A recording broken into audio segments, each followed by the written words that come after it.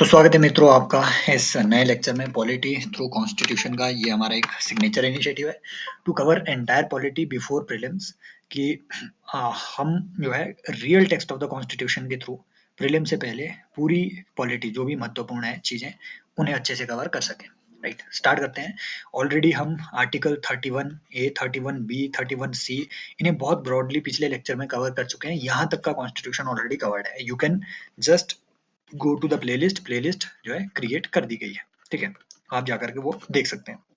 शुरू करते हैं अपना right to remedies, constitutional remedies. Right, इसी को heart and soul of the constitution भी कहा आपके अंबेडकर जी ने। ठीक है, और ये मोस्ट इंपॉर्टेंट पार्ट है राइट टू कॉन्स्टिट्यूशनल रेमेडीज हमारे फंडामेंटल राइट्स का।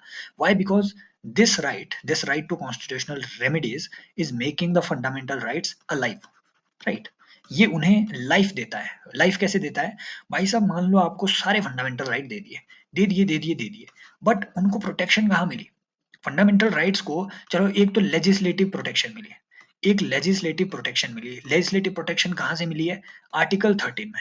आर्टिकल 13 क्या कह रहा है कि कोई भी लॉ लॉ जिसमें कि आपके एग्जीक्यूटिव ऑर्डर्स, अदर रेगुलेशंस, ठीक है, इवन आपके स्टेट गवर्नमेंट के स्टेट लेजिस्लेचर के लॉज, सेंट्रल लेजिस्लेचर के laws, anything, any law can not breach fundamental rights. ये तो चलो आर्टिकल 13 में आपके लिखी गई है ये बात, but what about the other actions? There can be other actions. There can be actions by individuals, right? There can be actions by individuals. There can be actions by the agencies, right? Actions without explicit orders. Without explicit orders भी कोई action हो सकता है, कोई particular action. Right, सो उन action से fundamental rights को protect कैसे किया जाए, इसके लिए एक पूरी एक एक ब्रॉड प्रोटेक्शन यहाँ पे दी गई है आर्टिकल 32 में। Number one. नंबर दो, भाई साहब यहाँ से कुछ इंपॉर्टेंट क्वेश्चन बनेंगे जो आपके एम लक्ष्मीकांत, जैसे मैंने पिछले देखा आर्टिकल 31A, 31B, 31C में जो चीजें हमने कवर की उसमें बहुत सारी कई चीजें ऐसी हमने देखी कॉन्स्टिट्यूशन में लिखी है, बट आपका लक्ष्मीकांत उन क्वेश्चंस को एड्रेस करने में फेल हो जाएगा। फॉर एग्जाम्पल यहाँ पर भी आर्टिकल 32 के रिगार्डिंग मान लो अगर मैं आपको स्टेटमेंट दे दूं, एक एक है ना ब्रॉड स्टेटमेंट दे दूं कि आर्टिकल 32 या फिर right to constitutional remedies can be right, its implementation can be halted during the national emergency. Right, तो मान लो अगर ये स्टेटमेंट दे दी तो ये तो आपकी करेक्ट होगी कि यस, अंडर आर्टिकल 359, जो हम आगे कवर करेंगे, जिन्हें नहीं पता है, पॉलिटी का कख ज्ञान नहीं है, आगे हम इमरजेंसी प्रोविजंस को पढ़ेंगे, बट जिन्हें पता है उन्हें ये पता है कि ठीक है, आर्टिकल 359 के तहत आप नोटिफिकेशन निकाल के even right to constitutional remedies को भी सस्पेंड कर सकते हो। यहाँ तक बात सही है, बट भाई साहब, बट देर आर सर्टेन, ठीक है, certain judgments of the supreme court जो ये कहता है कि even within this right to constitutional remedies there are certain writs जिन्हें सस्पेंड किया ही नहीं जा सकता। राइट, जिन्हें इवन नेशनल इमरजेंसीज के टाइम पे भी अभी सस्पेंड किया ही नहीं जा सकता। तो उन सारे पॉइंट्स को हम यहाँ पे ब्रॉडली कवर करने की कोशिश करेंगे, और ये है ना 15-20 मिनट का जितने का लेक्चर होगा उसमें राइट रिट ज्यूरिसडिक्शन के बारे में जितने क्वेश्चन बना सकता है different different point of view से, सो नॉर्मली यूपीएससी उन सारे पॉइंट्स को यहाँ पे कवर किया जाएगा। Before that let me tell you कि ये जो हम यहाँ पे डिटेल्स में या फिर नीटी ग्रिटीज में जो हम चीजें यहाँ पे कवर कर रहे हैं, ये ऐसा नहीं है कि I mean UPSC does not ask the questions from so much detail. You can just go to, I mean you just go through 2022 prelims paper, you will find कि रिट पे, I think writ of habeas corpus पे ही उन्होंने एक question पूछा था और बहुत डिटेलिंग में क्वेश्चन पूछा था कि ये कब इशू की जा सकती है, कब इशू नहीं की जा सकती है, etcetera etcetera. So now all those things will be covered here. First thing, ये जो रिट ज्यूरिसडिक्शन है इनके बारे में कुछ बेसिक चीजें हम कवर कर लेते हैं। पहली बात, it enables it enables the supreme court to be the protector of the fundamental rights. Protector of the fundamental rights, right, इसे हम कहेंगे कि supreme court is the guardian of the fundamental right. अगर आपसे प्री में भी question पूछा जाए कि किसको कहा जाता है, that is basically supreme court is the guardian of the fundamental right. Now there is a difference between being a protector of guardian and being the guarantor. Being a guarantor, I hope मैं जो है spelling mistake नहीं कर रहा हूँ इधर। तो guarantor होने में और प्रोटेक्टर या फिर गार्जियन होने में जो है एक डिफरेंस होता है। Being a guarantor means कि which particular thing is guaranteeing you the fundamental rights. Fundamental rights are being guaranteed by the constitution. It is the constitution that is the guardian, that is the guarantor of the fundamental right. Constitution is guaranteeing you the fundamental rights. Under which provisions? Under article 13 and under article 32. Constitution कह रहा है, under article 13 specifically कह रहा है कि no law can violate the fundamental rights. It means who is guaranteeing? It is the constitution. But who is protecting? Protector या फिर guardian जो है आपका कोई ऐसा होना चाहिए जिसके पास लाइव स्ट्रेंथ हो किसी चीज को अप्लाई करने की। तो वो लाइव स्ट्रेंथ किसके पास है? वो सुप्रीम कोर्ट के पास है। कॉन्स्टिट्यूशन बैठे बैठे क्या कर लेगा खुद, समझ रहे हो? सो नंबर वन थिंग आपको ये बात ध्यान में रखनी है कि आर्टिकल 32 का ये एक बड़ा सिग्निफिकेंस है। दूसरी बात आपको ध्यान में रखनी है कि जो भी ये रिट इशू की जाती है ये फंडामेंटल राइट्स के वायलेशन में की जाती है by supreme court. But same writs की पावर्स हाई कोर्ट के पास भी है। Same order, same writ orders issue करने की पावर हाई कोर्ट्स के पास भी है under under article 226, right. Under article 226 जो है हाई कोर्ट भी सेम रिट्स को इशू कर सकता है। लेकिन high court unlike supreme court, high court fundamental rights के अलावा भी अदर मैटर्स में भी आपकी रिट इशू कर सकता है, समझ रहे हो? इट मींस हाई कोर्ट का writ jurisdiction is broader. High court का writ jurisdiction is broader compare to your supreme court, number one. Number दो, आपको ये बात ध्यान में रखना है कि हाई कोर्ट का जो रिट जुरिसडिक्शन है अंडर 226, हाई कोर्ट का writ jurisdiction is not a part of fundamental right, number one. Number दो, हाई कोर्ट का writ jurisdiction is a discretionary jurisdiction. It is a discretionary power. That means High Court can issue or cannot issue. High Court can issue or may refuse to issue such writs. समझ रहे हो बात को? So this is a discretionary power. ये भी आपको ध्यान में रखना है। But Supreme Court, since Article 32 is a part of fundamental right itself, so Supreme Court cannot refuse to issue such writs if there is a metal in the case. If Supreme Court examines that yes, case is a serious case and case is a genuine case, तो उस case में supreme court cannot refuse to entertain such petition. At least the petition regarding the violation of fundamental right must be entertained in Supreme Court. However, जो writ भी issue की जा रही है इसको भी एक ठीक है एक क्लैरिटी होनी चाहिए। There is always a confusion between PIL and writs. एक तरीका होता है आपका रिट इशू करवाने का कि इंडिविजुअल के बिहाफ में कोई एक पर्सन जा रहा है और वो रिट इशू करवा रहा है, right. So that is related to individual और ए कंपनी, मतलब जिसे आप लीगल पर्सन कह सके। एक होता है ग्रुप में भी आप जो है रिट इशू करवा सकते हैं। फॉर एग्जांपल पीआईएल के थ्रू भी रिट पिटिशन लगाई जाती है, समझ रहे हो बात को? So there are different mechanisms of getting the similar nature of writs issued from the Supreme Court, right? So now अब अगर मान लो किसी इंडिविजुअल के फंडामेंटल राइट का वायलेशन हो रहा हो तो सुप्रीम कोर्ट नॉर्मली एंटरटेन कर देता है। बट पीआईएल के लिए सुप्रीम कोर्ट ने नॉर्मली राइट जो है वो रेगुलेशंस बना के रखी हुई है कि आप पहले पीआईएल सुप्रीम कोर्ट में लाने से पहले हाई कोर्ट में इसकी रेमेडी लो। जहां पे पहले आप रेमेडी एक्सरसाइज कर सकते हो, वहां से एक्सेस कर सकते हो, पहले रेमेडी वहां से लो। But supreme court has not denied the acceptance of such petition. It is just कि सुप्रीम कोर्ट अपने वर्कलोड को कम करने के लिए या फिर ठीक है वर्कलोड को कम करने के लिए या फिर एक तरीके से मैकेनिज्म को सेट करने के लिए कि ठीक है हाई कोर्ट के पास अगर सेम रिट्स इशू करने की पावर है तो पहले उसे अप्रोच करो, सीधा सुप्रीम कोर्ट क्यों आते हो? सो एक ऐसी रेगुलेशन जो है सुप्रीम कोर्ट ने निकाल के रखी है। But there is no constitutional mention of it कि writs can not, I mean there is no mention in the constitution कि supreme court can refuse to issue the writ or not, right, clear? So ये कुछ बातें आपको जो है पहले ध्यान में रखनी है कि रिट कहाँ कहाँ कौन कौन इशू कर सकता है। अब आते हैं रिट पावर्स पे, जो एक्चुअल में ये रिट जुरिसडिक्शन सुप्रीम कोर्ट आपके कॉन्स्टिट्यूशन में क्या मेंशन्ड है। पहली बात आपको यहाँ पे ये भी साथ में ध्यान में रखनी है ये सब स्टार्ट करने से पहले कि जो भी हम रिट्स की ये डिस्क्रिप्शन पढ़ेंगे, रिट की डिस्क्रिप्शन कॉन्स्टिट्यूशन में कहीं पे भी मेंशन नहीं है।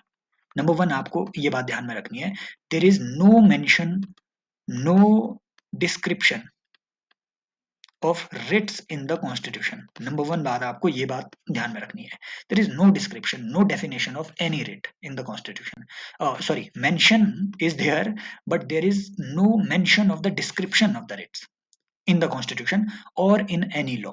किसी भी लॉ में ये बात डिस्क्राइब नहीं की गई है कि एक्चुअल में हैबियस कॉर्पस या फिर मेंडामस का ठीक है मतलब क्या होगा। ये इसकी डिस्क्रिप्शन या फिर इसका मतलब मीनिंग हम कहाँ से निकालते हैं, that is basically judicial precedents. ठीक है, it is a consequence of judicial precedents, judicial जो ऑर्डर्स रहे हैं, जुडिशियल जो मान्यताएं रही हैं, उनके हिसाब से हम इसके मीनिंग निकालते हैं कि एक्चुअल में habeas corpus, mandamus, prohibition, quo warranto, certiorari etcetera क्या है। Number one. नंबर दो, अब आते हैं अपने कि भैया ये रिट जो है, एक्चुअल में ये रिट्स क्या कहती है, कौन सी रिट की क्या पावर है और कौन कब इशू की जा सकती है, किसके अगेंस्ट इशू की जा सकती है। एक बात और यहाँ से सबसे पहले आपको ध्यान में रखनी है, इससे उन्होंने पीवाईक्यू बनाया था। हमने देखा ना, हमने देखा कि रिट को इशू इंडिविजुअल भी करवा सकता है, ग्रुप के लिए भी करवाया जा सकता है through PIL. Now it becomes clear कि भाई साहब रिट को, किसी भी रिट को इशू करने के लिए आपको, है ना, एम लक्ष्मीकांत में कई जगह लिखा होगा कि ठीक है यहाँ पे आपको जो है लोकस स्टैंडाई की जरूरत नहीं है। लोकस स्टैंडाई का मतलब होता है कि the individual who is aggrieved, जो एग्रीव्ड है वो इंडिविजुअल यहाँ पे स्टैंड हो, कोर्ट के सामने स्टैंड हो। That is basic basic meaning of locus स्टैंडाई। समझ रहे हो? तो जो लोकस स्टैंडाई का रूल है, वो लोकस स्टैंडाई का रूल किसी भी रिट पे लागू नहीं होता है। व्हाई? सिंपल रीजन कि even through PIL these writs can be get, I mean you can get these writs issued from the Supreme Court. So there is no need of locus standi with regards to any writ. तो उसमें आपको confuse होना ही नहीं है, ना habeas corpus में, ना मेंडामस में, ना प्रोहिबिशन में, ना कोवेरेंटो में, ना सर्शियरी में। There is no need of locus standi. It means the person who is aggrieved need not necessarily present his case by himself in the court. Clear? Done. अब आते हैं इधर हेबियस कॉर्पस में। हेबियस कॉर्पस नाम से ही, ठीक है, नाम से ही आपको जो है याद रखना है कि जो इसका हिंदी में मीनिंग होता है बंदी प्रत्यक्षीकरण। ठीक है, बंदी प्रत्यक्षीकरण, बंदी प्रत्यक्षीकरण। ठीक है, इसका मीनिंग होता है कि भाई साहब आपने जो बंदे को डिटेन किया हुआ है ना, अब यहाँ से चीजों को जो है कॉन्सेप्चुअल वे में अंडरस्टैंड करो। ये मेन चलता है आपके डिटेंशन से रिलेटेड। डिटेन अगर किसी को किया गया है तो कोर्ट ऑर्डर इशू कर सकता है। इफ सुप्रीम कोर्ट थिंक्स कि yes that particular detention is illegal, number one, and there is a possibility of a consequence which can result in kind of breach of person's life and liberty and personal liberty। समझ रहे हो? उस right के breach की अगर possibility है तो उस केस में सुप्रीम कोर्ट कहेगा कि जिस बंदे को आपने डिटेन किया हुआ है उसे आप कोर्ट में पेश करो, habeas corpus. Clear? Number one. अब इसे यहाँ पे थोड़ा एक्सप्लेन करना जरूरी है। पहला पहला आपको पता होना चाहिए कि who can arrest in India, who can arrest or detain a person in India. क्या कोई प्राइवेट इंडिविजुअल इंडिया में किसी भी इंडिविजुअल को डिटेन कर सकता है? यस, गवर्नमेंट तो कर ही सकती है अरेस्ट या detain. Even private individual can also detain और अरेस्ट ए पर्टिकुलर पर्सन। अब सीआरपीसी का जो सेक्शन 43 था उसमें इस बात का मेंशन था, राइट। अब क्योंकि सीआरपीसी जो है, ये सारे कोड जो है अब चेंज हो गए हैं, अब पता नहीं फ्रेश कोड में इसका पर्टिकुलर सेक्शन क्या है, लेकिन वही चीज कॉपी पेस्ट की गई है, सिंपल बात। So even private individual can also arrest or detain a person in India, right. लेकिन इसकी कुछ कंडीशंस होती है, ये कुछ पता होना चाहिए आपको कि नंबर वन, अगर किसी प्राइवेट इंडिविजुअल को किसी दूसरे प्राइवेट इंडिविजुअल को अरेस्ट करना है तो वो कुछ कंडीशंस फुलफिल होनी चाहिए। नंबर वन, जिस जिस काम के लिए, जिस जिस पर्टिकुलर ऑफेंस के लिए उसे अरेस्ट या फिर डिटेन किया जा रहा है वो आपका कॉग्निजेबल होना चाहिए। नंबर वन, कॉग्निजेबल होना चाहिए, प्लस वो नॉन बेलेबल होना चाहिए, नॉन बेलेबल। अब ये कॉग्निजेबल या फिर नॉन बेलेबल का मतलब क्या होता है? सिंपल बात, कॉग्निजेबल का मतलब होता है बिना वारंट के। बिना वारंट के अगर आप किसी पर्टिकुलर इंडिविजुअल को किसी ऑफेंस में अरेस्ट कर सकते हो, तो उस ऑफेंस को हम कहेंगे कॉग्निजेबल ऑफेंस, कि आपको किसी भी मैजिस्ट्रियल वारंट की जरूरत नहीं है किसी को अरेस्ट करने के लिए, that is cognizable offence, right. Non bailable का मतलब ये नहीं होता है कि आपको उसमें बेल नहीं मिल सकती, नो। नॉन बेलेबल का मतलब होता है कि आपको पुलिस थाने से, सर्कल से बेल नहीं मिल सकती, पुलिस सर्कल से बेल कहाँ से मिलेगी? मैजिस्ट्रेट के परमिशन से ही आपको जो है बेल मिल सकती है, समझ रहे हो? That is basically your non bailable offence. अगर कोई कॉग्निजेबल और नॉन बेलेबल ऑफेंस है, तो एक प्राइवेट इंडिविजुअल उस केस में किसी को अरेस्ट कर सकता है, नंबर वन। नंबर दो, आपको ये बात भी पता होनी चाहिए कि प्राइवेट इंडिविजुअल अगर किसी दूसरे आदमी को अरेस्ट कर रहा है, तो विद इन 24 आवर्स उसे सबमिट किया जाना चाहिए नियरेस्ट पुलिस स्टेशन में, नियरेस्ट पुलिस स्टेशन में, क्लियर? तो ये आपको पता होना चाहिए। तीसरी कंडीशन ये है कि मान लो अगर आप किसी को अरेस्ट कर रहे हो, किसी भी ऑफेंस के लिए डिटेन कर रहे हो, तो आप उसके आई विटनेस होने चाहिए। अगर आप आई विटनेस है, अगर आप ये स्वीकार कर रहे हैं कि yes I am ready to be the eyewitness in this particular case, तभी जाकर के आपको कंसिडर किया जाएगा as a person who is qualified to arrest some other person, clear? तो ये कुछ क्लैरिटी आपको होनी चाहिए। Now when it is clear कि इंडिया में अरेस्ट या डिटेन किसी भी पर्टिकुलर इंडिविजुअल को इवन सरकारी एजेंसियां या फिर प्राइवेट इंडिविजुअल भी कर सकता है, तो हेबियस कॉर्पस इंडिया में इवन प्राइवेट इंडिविजुअल के अगेंस्ट इशू हो सकती है, प्राइवेट फर्म के अगेंस्ट, प्राइवेट इंडिविजुअल के अगेंस्ट, कि भैया जो पर्टिकुलर पर्सन को आपने डिटेन किया है, अरेस्ट किया है, उसे हमारे सामने पेश करो। प्राइवेट इंडिविजुअल, प्राइवेट फर्म या सरकारी किसी भी एजेंसी के खिलाफ ये इशू हो सकती है। But this can not be issued, this can not be issued in certain cases. कौन कौन से केसेस में? Number one, when detention is lawful. Lawful detention का मतलब क्या है? There are certain preventive detention laws, for example UAPA, है ना, unlawful activity prevention act, for example national security act, है ना, देयर इज, है ना, कोटपा एक्ट के अंडर भी जो है, और एनडीपीएस एक्ट के अंडर भी, ठीक है, एनडीपीएस तो आजकल न्यूज में भी है, इन सारे एक्ट के अंडर डिटेंशन का प्रावधान किया गया है। अगर किन्हीं इन इन पर्टिकुलर लॉज के अंडर किसी को डिटेन किया गया है जहां पे स्पेसिफिक प्रोविजन है डिटेंशन का, तो आप उसे जो है ठीक है, क्वेश्चन नहीं कर सकते, उसके खिलाफ हेबियस कॉर्पस रिट नहीं इशू होगी। दूसरा, अगर किसी कोर्ट ने ऑर्डर किया था डिटेंशन, किसी भी लेवल के कोर्ट ने अगर डिटेंशन ऑर्डर कर रखा हो, उसके बाद अगर वो डिटेन हो, मतलब वो अगर जुडिशियल डिटेंशन में है, जुडिशियल कस्टडी में है, तो डेफिनेटली आप जो है उसको चैलेंज नहीं कर सकते, उसमें भी हेबियस कॉर्पस रिट इशू नहीं होगी, क्लियर? देन, कि अगर आपका जो डिटेंशन है, राइट, वो किसी भी तरीके के कंटेम्प्ट के केस में इशू हुआ हो, contempt, contempt of court and contempt of legislature, ठीक है, अगर किसी ने कंटेम्प्ट किया हो लेजिस्लेचर का, लेजिस्लेचर के ऑर्डर का, तो उस केस में अगर किसी को डिटेन किया गया हो, अरेस्ट किया गया हो, तो आप जो है उस केस में भी इसे चैलेंज नहीं कर सकते, राइट?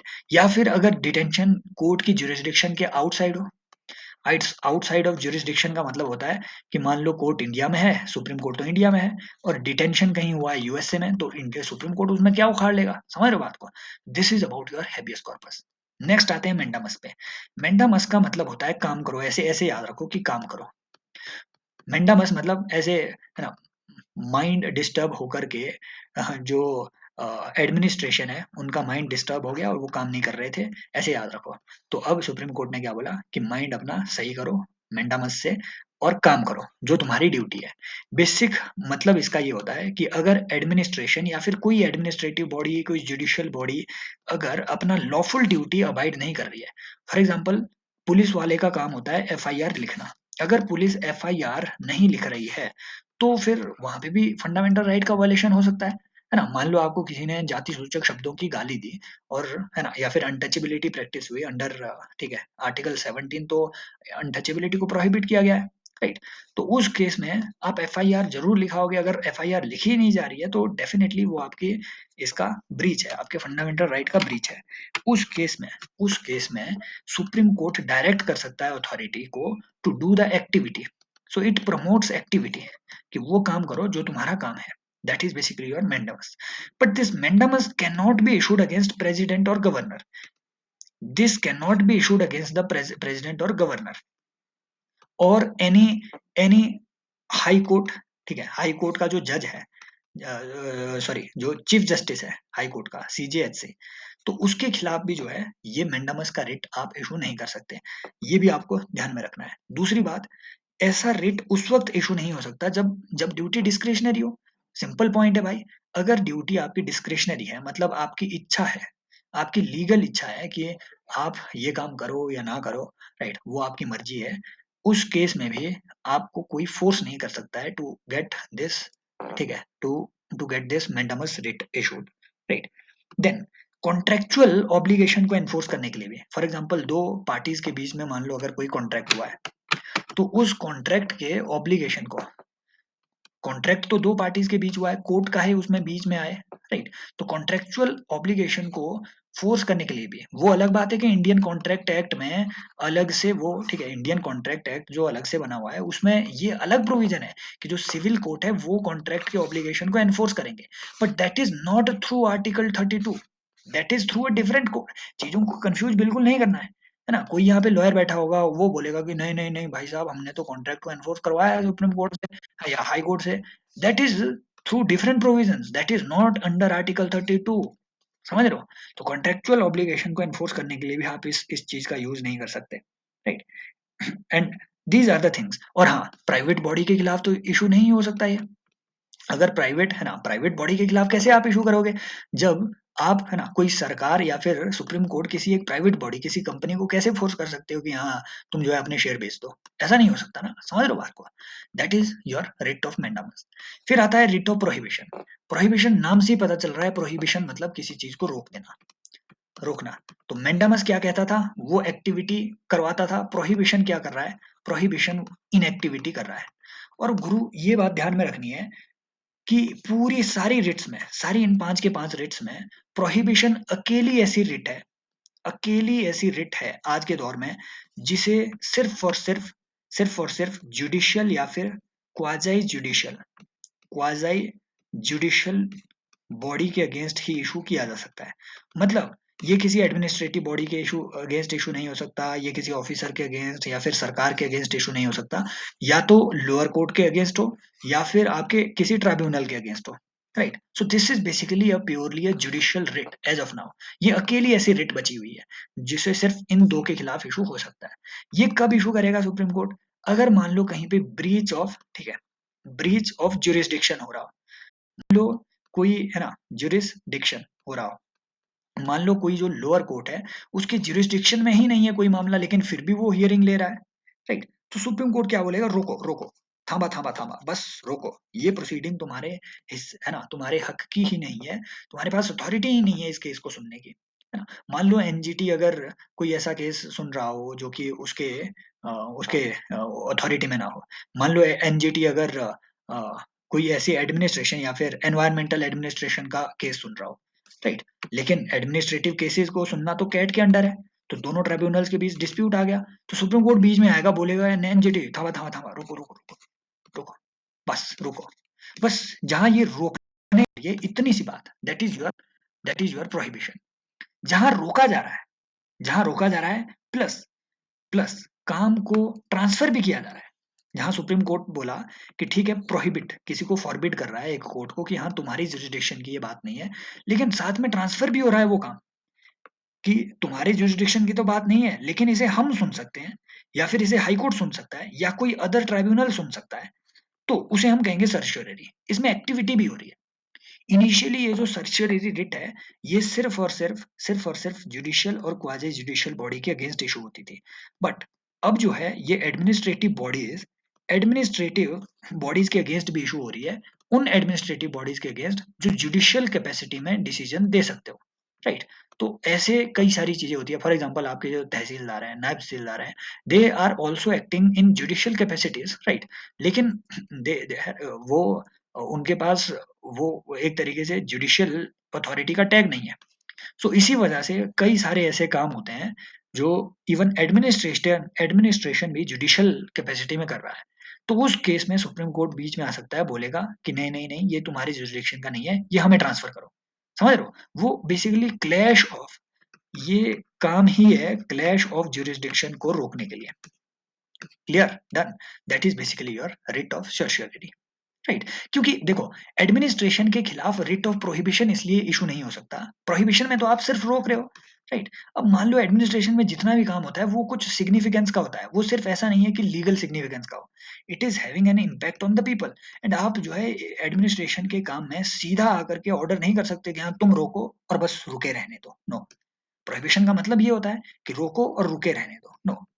समझ रहे हो? इसीलिए जब भी आपको एडमिनिस्ट्रेशन से रिलेटेड इस तरीके का, मान लो किसी का लैंड ग्रांट का काम हो गया यार, है ना, या फिर लैंड का म्यूटेशन होना है, अब सुप्रीम कोर्ट आकर के बोल दे कि हाँ म्यूटेशन रोक दो बस और रोके रखो, बात बनती है? नहीं बनती है। इसीलिए जो है यहाँ पे सर्शियरी यहाँ पे अलाउड है लेकिन प्रोहिबिशन अलाउड नहीं है। समझ रहे हो बात को? सिंपल लॉजिक है ये। देन कोवेरेंटो।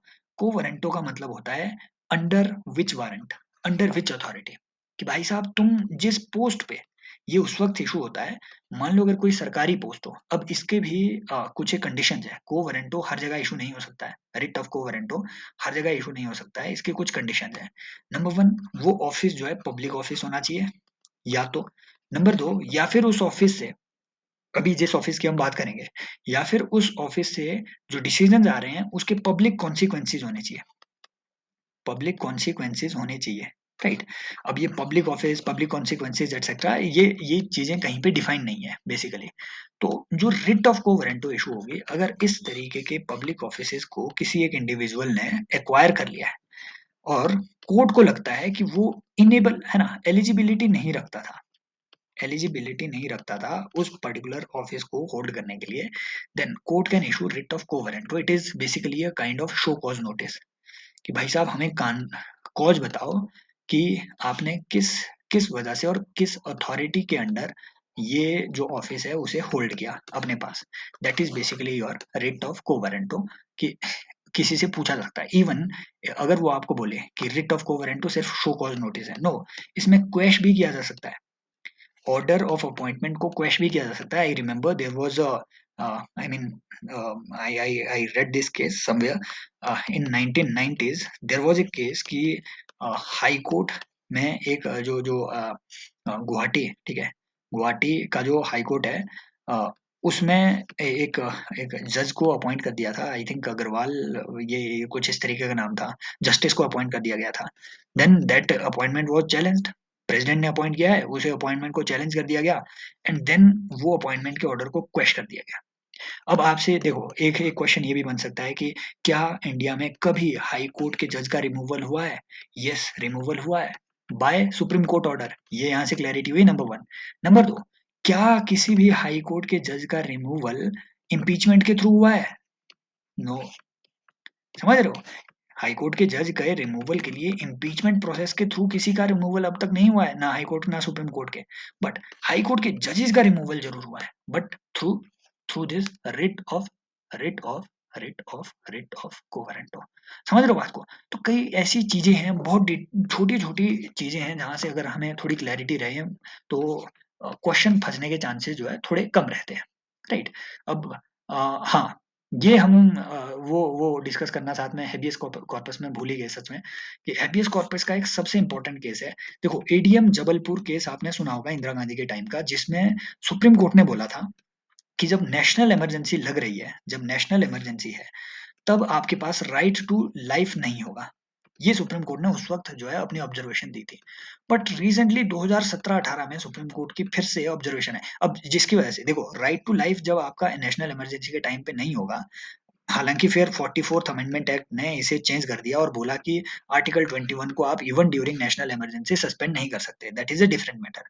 लेकिन इससे पहले एडीएम जबलपुर केस हो चुका था, तो ये कॉन्स्टिट्यूशनल स्टेटस तो चेंज कर दिया गया लेकिन एडीएम जबलपुर की जो जजमेंट है उसे चेंज नहीं किया गया।